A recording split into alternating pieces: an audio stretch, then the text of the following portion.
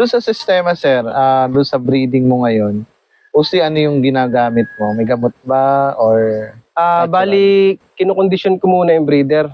Bali, katulad din ng ginagawa nila, na panood natin sa YouTube, purga, then flashing, ligo, yan. sa purga naman kahit ano naman Ngayon mostly anong ginagamit mo pampurga? Bali, ang ginagamit ko ay yung hammer, pang manok. Ilang Pinagtatatlo ko. Tatlo. Yun din ang gamit ko dati. Sa cleansing, sir, mostly is synthetic din gamit mo. Yung anong gamit mo sa Doxy Plus. Doxy Plus ang Doxy Plus. Tapos yun, mostly vitamins anong ayan, yung pula-puti. pula-puti. Oo.